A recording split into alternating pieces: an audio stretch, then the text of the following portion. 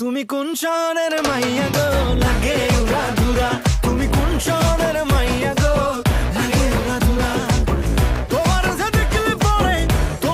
দেখলে পরে পুরা মাথা ঘুরায় গো। ফ্ল্যাশব্যাক। আপনারাও কি জানতে চান আমি কোন শহরের মেয়ে? চলেন আজকে আমার শহর দেখাবো। So hello everyone, it's me Liza, welcome to my city. বর্তমান সময়ে আমার শহরের সব থেকে ভাইরাল একটি প্লেস হচ্ছে এটি। এটা নিয়ে আলোচনা এবং সমালোচনা দুটিই হচ্ছে। সো কেন হচ্ছে সেটা শেয়ার করবো এই ভিডিওতে। যেমনটা দেখতে পাচ্ছেন, বড় বড় গাছ, বিস্তৃত মাঠ, বসার সুন্দর প্লেস। এটা কিন্তু আর কোথাও না, আমাদের সার্কিট হাউস মাঠ। আর এই মাঠটাকে সুন্দর এবং আকর্ষণীয় করার জন্য কিন্তু মাঠের চতুর্পাশে বসানো হয়েছে সুন্দর কিছু বেঞ্চ। এখানে আগত হাঁটাহাঁটি কিংবা ক্লান্ত শরীরে বিশুদ্ধ বাতাসের নিচে জিরিয়ে নেওয়ার জন্য দেওয়া হয়েছে কিছু সুন্দর বেঞ্চ, যেটা দেখতে অসম্ভব সুন্দর এবং আমার সিটির সৌন্দর্য কিন্তু বৃদ্ধি করেছে অনেকখানি এই মাঠটি। আর এখানে কিন্তু ছেলেপেলেরা ফুটবলের প্র্যাকটিস করছিল। আর এখন আপনাদেরকে বলবো আমার সিটি নিয়ে কিছু কথা। অনেকে বলবে আমার সিটিতে এটা আছে, ওটা আছে, এই আছে, সেই আছে, বাট আমি বলবো যে আমার সিটিতে যা আছে তাতেই আমরা আলহামদুলিল্লাহ। পাওয়া না পাওয়া, থাকা না থাকার মধ্যে যা কিছু আছে তাই নিয়ে সন্তুষ্ট থাকা অনেক ভালো। আমার সিটিতেও অনেক কিছু আছে, হয়তো বা আপনার চোখে সেটা পড়েনি। প্রত্যেকটা শহর আলাদা, শহরের স্ট্রাকচার আলাদা, শহরের মানুষগুলো আলাদা, তো প্রত্যেকটা শহর আলাদা হবে, এটাই স্বাভাবিক। তবে আমার সিটিও কিন্তু এগিয়ে যাচ্ছে ডে বাই ডে। আমার শহরে কিন্তু কনস্ট্রাকশনের কাজ চলছে, সুবিশাল রাস্তা, দুই পাশে ড্রেন, পরিষ্কার পরিচ্ছন্ন সবকিছুই হবে একদিন যখন কনস্ট্রাকশনের কাজ শেষ হয়ে যাবে। কথায় আছে নিজের ঘর কুঁড়ে ঘর হলেও কিন্তু শান্তি। আপনার অনেক কিছু থাকতে পারে, কিন্তু আমার যা কিছু আছে তাতেই আমার সন্তুষ্টি, তাতেই আমার শান্তি।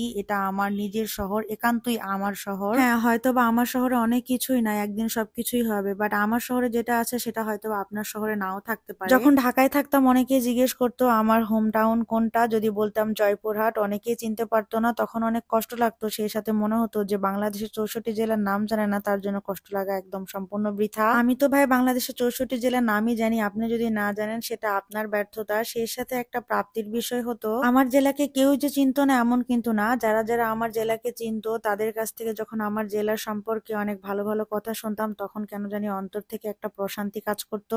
আমার জেলার মানুষ অনেক কাইন্ড, অনেক আন্তরিক, অনেক মিশুক, অনেক ভালো। হ্যাঁ, আমি বলবো না যে আমার জেলায় খারাপ মানুষ নাই, তবে আমি যাদের কাছ থেকে শুনেছি প্রত্যেকজনেই আমার জেলা সম্পর্কে অনেক ভালো ভালো কথা বলেছে। সেটাই আমার কাছে একমাত্র একটা প্রাপ্তির বিষয়। হয়তো বা আমার জেলার কোনো খারাপ মানুষের সাথে তাদের কখনো পরিচয় হয়নি, সেই সাথে আমারও। অন্যের জেলাকে বা অন্যের কোনো কিছুকে নিয়ে কটূক্তি করলে কিন্তু আপনার বংশের পরিচয়টাই হয়। আর আমরা কিন্তু চলে এসেছি সার্কিট হাউস জয়পুরহাটে। এখন আপনাদেরকে দেখাবো সেই ভাইরাল প্লেস। রাইট নাও জয়পুরহাটের ভাইরাল টপিকস এবং ভাইরাল একটি প্লেস। আমিও চলে আসলাম এখানে এসে দেখতে পারলাম ছোট্ট ছোট্ট পাপার দুইটা পরী ছবি তুলছে এবং পাপা তাদের ছবি তুলে দিচ্ছে, দেখে খুবই ভালো লাগলো। বাবারা আসলে এমনই হয়, মেয়েদের সুপার হিরো, তাই মেয়েদেরকে সুন্দর করে ফটো সেশন করে দিচ্ছিল।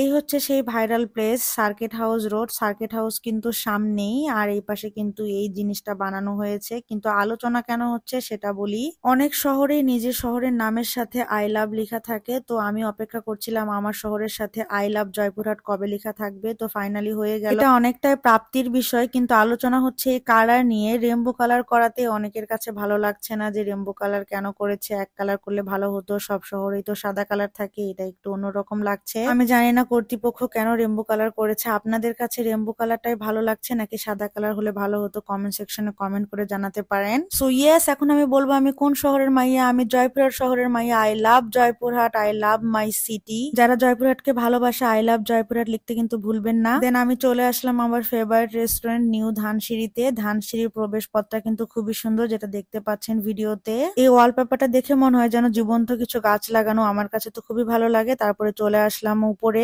দরজা খুলে যেটা দেখতে পাবেন খুব সুন্দর সাজানো গোছানো সিমসাম একদম বড় স্পেস নিয়ে একটা রেস্টুরেন্ট, যেটা দেখতে খুবই সুন্দর, ইন্টেরিয়র থেকে শুরু করে সবকিছুই। এর সাথে এখানে পেয়ে যাবেন ছবি তোলার জন্য দুইটা পরীর ডানা, যেখানে লেখা আছে ধানসিঁড়ি। এখানে ছবি তুললে কিন্তু খুবই সুন্দর আসে, আর আমি এখানে কিন্তু ছবি তুলে নিলাম, নিজের জন্য কিছু সুন্দর প্রোফাইল পিকচার নিলাম। আর তারপরে এখন আপনাদেরকে দেখাচ্ছি এই কিউটি কে, জান্নাত। ওর সাথে আমার কালকে কথা হয়েছে, তো আমাকে নক দিয়েছিল আমি এখানে আসবো শুনে, ও বললো যে ও আসবে, তো আমরা ভাবলাম যে একসাথে অনেক গল্প করবো, আড্ডা দিব। সাথে ওর বড় বোনও ছিল, কিন্তু সবগুলাই আমার ছোট বোন। যাই হোক সবার সাথে দেখা হয়ে খুবই ভালো লাগছে। তো আমরা এখানে অনেকগুলো ছবি তুললাম, ভিডিও করলাম, তারপরে চলে আসলাম এই পরীর ডানাতে। এই রেস্টুরেন্টের ডেকোরেশন, লাইটিং থেকে শুরু করে সবকিছুই অনেক সুন্দর। আর এখানে ছবি তুললে কিন্তু অনেক সুন্দর সুন্দর ছবি আসে। আপনারা যে শুধু এখানে খেতে আসবেন তা কিন্তু না, এখানে কিন্তু খুব সুন্দর সুন্দর ছবিও নিতে পারবেন। এখানে যে খুব সুন্দর ছবি আসে তা কিন্তু না, এখানকার খাবারও কিন্তু অনেক মজাদার। তারপরে এখানে কিন্তু আমরা বসে অনেক আড্ডা মারলাম, গল্প করলাম। তারপরে চলেন আপনাদেরকে পুরো রেস্টুরেন্টটা আবার ঘুরে দেখায়। এখানকার ডেকোরেশনটা এতটাই সুন্দর যে আপনাকে অবশ্যই মুগ্ধ করবে। যারা জয়পুর সিটিতে আছে তারা একবার হলেই রেস্টুরেন্টে এসেছে। এখানকার ইন্টেরিয়র, ডেকোরেশন, ফুড, বিহেভিয়ার কার কেমন লেগেছে অবশ্যই কমেন্ট সেকশনে কমেন্ট করে জানাতে পারেন। বিশেষ করে এখানকার স্পেসটা অনেক বড়, আলাদা আলাদা থিমে কিন্তু ডেকোরেশন করা আছে। এই পাশে একটা, এই পাশে একটা, ওই কর্নারেও দেখেছেন। আর এখানেও কিন্তু সিঙ্গেল সিঙ্গেল দুইটা চেয়ার দেওয়া আছে, যেখানে আপনারা সিঙ্গেল কেউ আসলে খুব সুন্দর করে এখানে ফুড এনজয় করতে পারবেন। এখানে কয়েকটা থিম করা আছে, সেই সাথে কিন্তু এইখানে ছবি খুবই সুন্দর আসে। এখানে আসলে এখানে কেউ ছবি তোলে না এটা হইতেই পারে না। এখানে কিন্তু খুবই সুন্দর সুন্দর ছবি তোলা যায়। আর এখানকার ডেকোরেশনটা কিন্তু আমার কাছে জোস লাগে। ধানসিঁড়িতে কে কে এসেছেন এবং কার কেমন এক্সপিরিয়েন্স অবশ্যই কমেন্ট সেকশনে কমেন্ট করে জানাতে পারেন। ভালো কিংবা খারাপ চেষ্টা করবে ভাইয়ারা সেটাকে শুধরে নেওয়ার। তো জান্নাত আর আমি কিছু ছবি তুলে নিলাম এখানে। আমার স্পেশালি এই থিমটাই ভালো লাগে, দুইটা পরি ডানা। নিজে ডানা না থাকতে পারে, এখানে এসে দাঁড়িয়ে ছবি তুলে নিজেকে একটু পরি পরি ফিল দিতে পারেন আপনিও। আমি তো তাই করি। তো যাই হোক অনেক ছবি তুললাম, অনেক ঘুরলাম। এখন অর্ডার করব ফুড আর দেখাবো আপনাদেরকে মেনুটা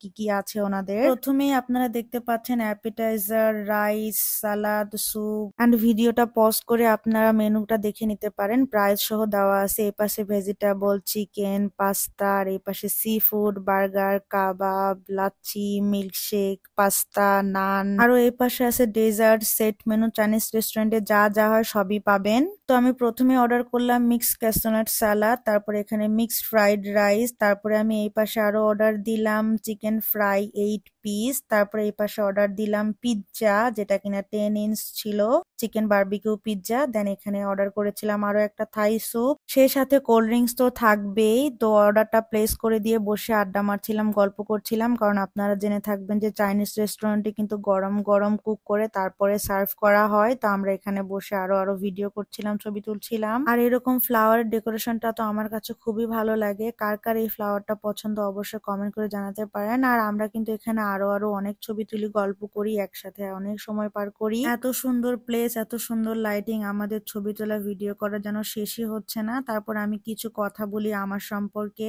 আমি কেন মাস্ক পরে ভিডিও করি এটা নিয়ে অনেকেরই সমস্যা। এই যে মাস্ক খুললাম, মাস্ক খুলে যে ভিডিও করতে পারবো না এমনটা কিন্তু না। আর তাছাড়া আমার প্রোফাইল পিকচার কিন্তু মাস্ক ছাড়াই দেওয়া আছে।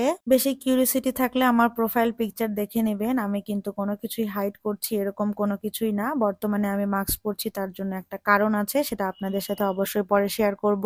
তারপরে আমিও কিছুক্ষণের জন্য ফটোগ্রাফার হয়ে যাই, ছোট বোনের ছবি তুলে দিলাম। তারপরে এখন আমাদের ফুডটা চলে আসলো। এটা কিন্তু সেই থাই স্যুপটা, যেটা দেখতেও সুন্দর, খেতেও অনেক মজাদার ছিল। আর এটা হচ্ছে চিকেন বারবিকিউ পিৎজা। আর এখানকার স্যুপটা কে কে ট্রাই করেছেন, কার কোন স্যুপ পছন্দ কমেন্ট করে জানাতে পারেন। আর এটা হচ্ছে চিকেন ফ্রাই এবং ফ্রাইড রাইস ছিল। সেই সাথে আমরা অর্ডার দিয়েছিলাম মিক্সড ক্যাসোনাট সালাদ, যেটা অসম্ভব মজাদার, আমার পার্সোনালি খুবই পছন্দ। যদি ট্রাই না করে থাকেন তাহলে মাস্ট হ্যাভ ধানসিঁড়িতে সেই সালাদটা ট্রাই করবেন। আর আমার মতো কার কার এরকম অভ্যেস আছে খাবার সার্ভ করার আগে ক্লিন থাকা সত্ত্বেও টিস্যু দিয়ে ভালো করে প্লেটটাকে ক্লিন করে নেওয়া, এটা কিন্তু একটা আমার অভ্যাস। আচ্ছা, আপনাদের কাছে ধানসিঁড়ির সব থেকে ভালো ফুড কোনটা মনে হয়, কোনটা খেয়ে আপনার সব থেকে ভালো লেগেছে এবং সব থেকে খারাপ লেগেছে অবশ্যই কমেন্ট করে জানাতে পারেন। আর আপনি যদি কখনো ধানসিঁড়িতে না এসে থাকেন তাহলে অবশ্যই এসে ট্রাই করতে পারেন এখানকার ফুড। সেই সাথে আমরা অর্ডার করেছিলাম কোল্ড ড্রিঙ্কস, তো ওটাও এসে গিয়েছে। তো আমাদের খাওয়া দাওয়া শেষ করে এখন জান্নাতের কাছ থেকে রিভিউ নিব। খাওয়া দাওয়া তোমার কেমন লাগছে বলো? Feeling so good. Food Food, food salad আর স্যুপটা বেস্ট।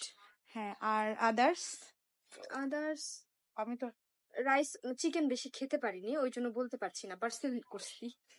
চিকেন বেশি খেতে পারিনি আপু, বাট রাইস গুড, কিন্তু সালাদটা বেস্ট। হ্যাঁ, ক্যাসোনাট সালাদ এটা আমার এমনিতে অনেক আমি ফেভারিট। স্যুপটা ফার্স্টে বেশি খেয়ে ফেলছি, এত বেশি খেয়ে ফেলছি। হ্যাঁ, আমি এক বাটি খেয়েছি, আমি ফুল এক বাটি খেয়েছি।